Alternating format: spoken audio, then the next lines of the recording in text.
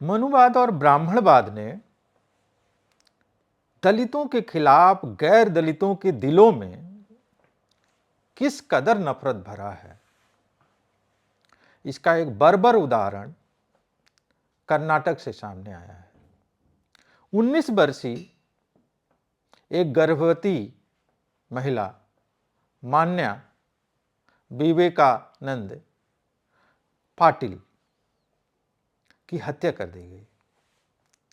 मान्या पाटिल की हत्या उसके पिता ने 20 लोगों के साथ मिलकर बर्बर तरीके से किया।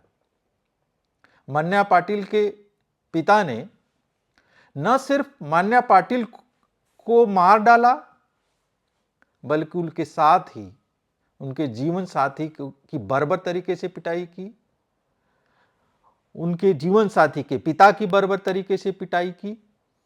मान्या पाटिल का आखिर अपराध क्या था?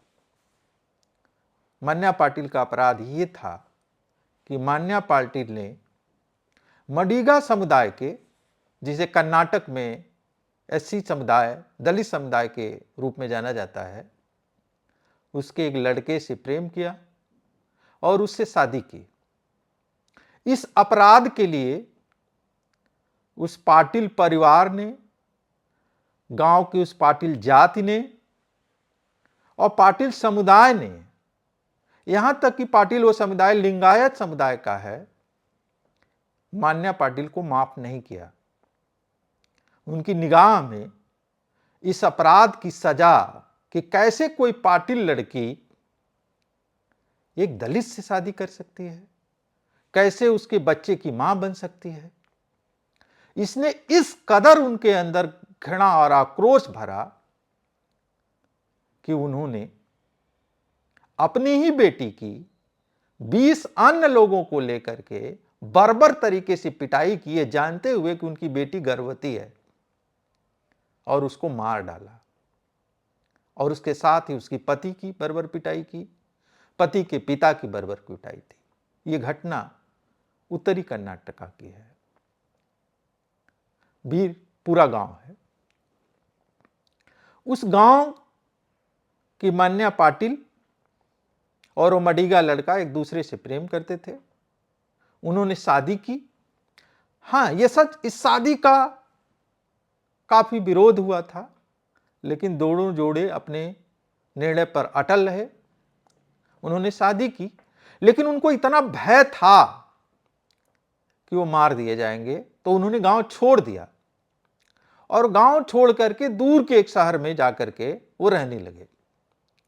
कुछ महीने बीत गए और उस महीने बीतने के बाद उन्हें लगा कि अब मामला शांत हो गया होगा। लड़की के पिता का आक्रोश, उसके परिवार का आक्रोश, उसके जाति का आक्रोश शांत हो गया हो, गांव चलते हैं। और मडिगा लड़का अपनी पत्नी के साथ अपने गांव आया। वो ज्यों ही गांव आया, उसके बाद पूरी एक भीड़, 20 लोग, 21 लोग को आप एक भीड़ ही कहेंगे, उसके परिवार पर टूट पड़ी। सबसे पहले उसने उस लड़की को मार डाला जो उनकी ही लड़की थी। फिर उसके पति को पीटा, फिर उसके ससुर को पीटा। आखिर ये घटना क्या बताती है? और ऐसा नहीं है कि ये कर्नाटक में कोई पहली घटना है। इसके पहले भी इसी पाटिल लिंगायत समुदाय के एक पिता ने अपनी एक नर्स बेटी को मार डाला था, क्योंकि उसने भी एक दलित लड़के के साथ शादी की थी, प्रेम किया था। ऐसी 12 हत्याएं पीयूसीएल ने कर्नाटक में 2022 और 23 के बीच अपनी जांच रिपोर्ट में दर्ज किया कि 12 लोगों को मारा गया। ये वो कर्नाटक है जिसे दक्षिण का कर्नाटक कहते हैं। दक्षिण भारत का प्रगतिशील एक राज्य दक्षिण भारत को कहते हैं। उस कर्नाटक में घटनाएं हो रही हैं और वहां ये बात उठ रही है कि इस तरह की ऑनर किलिंग को रोकने के लिए, इस पर लगाम लगाने के लिए अलग से कानून बनाया जाए। ये बात यहीं तक नहीं है, पिछले दिनों मैंने अपने लेखों में भी ये बात रखी थी कि जो तमिलनाडु बहुजन आंदोलन, दलित आंदोलन का एक मॉडल प्रदेश है, वहां भी ज्यों ही कोई दलित लड़का किसी गैर दलित लड़की से शादी करता है, इससे फर्क नहीं पड़ता कि वह गैर दलित अति पिछड़ी है कि महापिछड़ी है कि पिछड़े समुदाय से है, अक्सर उसकी हत्या कर दी जाती है। कुछ केसों में उसके पिता की भी हत्या कर दी जाती है। और तमिलनाडु में ऐसी 117 घटनाएं दर्ज की गई और तमिलनाडु सरकार को, वहां के विभिन्न संगठनों ने दबाव बनाया कि ऑनर किलिंग के, इस तरह की ऑनर किलिंग को रोकने के लिए अलग से कानून बनाया जाए। आप जानते होंगे गुजरात में एक दलित ने एक व्यापारी बनिया के बेटे को दुकान पर सिर्फ बेटा कह दिया। बेटा कहने के अपराध में उसकी हत्या कर दी गई कि एक कैसे कोई दलित एक बनिया के बेटे को, बैस के बेटे को अपना बेटा कह सकता है, और उसकी हत्या कर दी गई। पूर्वांचल के गोरखपुर में एक दलित पिता की सिर्फ इसलिए हत्या कर दी गई क्योंकि उनके बेटे ने एक गैर दलित अपर कास्ट लड़की से प्रेम करने की जुर्रत की थी। आजादी के 75 साल बीत चुके हैं, संविधान लागू है, डेमोक्रेसी है, समता की बातें हैं, एसटी एसटी एक कानून है, लेकिन जो एक चीज देश में अभी भी नहीं बदली है, जो नहीं बदली है, जो लोगों के दिलों से जो जहर गायब नहीं हुआ है, वह है गैर दलितों के दिलों में, दलितों जिन्हें कभी अछूत कहा जाता था, कि उसके के खिलाफ भरी हुई नफरत। क्योंकि मामला कानून का नहीं है, यह मामला संविधान का नहीं है, यह मामला वह है जो दिल और दिमाग में बैठा हुआ है। इस जहर को दिल और दिमाग से खत्म होना था, लेकिन वो खत्म नहीं हुआ। और अभी कोई लक्षण नहीं दिखाई दे रहे हैं कि गैर दलितों के दिलों में दलितों के खिलाफ जो नफरत है, जो सो कॉल्ड अछूतों के प्रति नफरत है, वो नफरत कम होती दिखाई नहीं दे रही है। जब मैं गैर दलित कह रहा हूं तो मैं ये कह रहा हूं कि जो कर्नाटक में हत्या हुई, जो तमिलनाडु में हत्याएं हो रही हैं, इसमें बहुत सारे पिछड़े वर्गों के हैं, जिसे अन्य पिछड़ा वर्ग या पिछड़ा वर्ग हम कहते हैं, पाटिल, या तमिलनाडु में तो महा पिछड़ा, अति पिछड़ा, अन्य पिछड़ा, कई जो ऑनर किलिंग हुई हैं, वो उन समुदायों को लोगों ने दलित लड़कों की हैं या अपनी लड़कियों की हैं। और हिंदी पट्टी में ये बड़ा हिस्सा अपर कास्ट का और पिछड़ों का भी। अगर हम भारत को बदलना चाहते हैं, समतामूलक बनाना चाहते हैं, लोकतांत्रिक बनाना चाहते हैं, आखिर इस नफरत का कोई इलाज तो हमें करना होगा।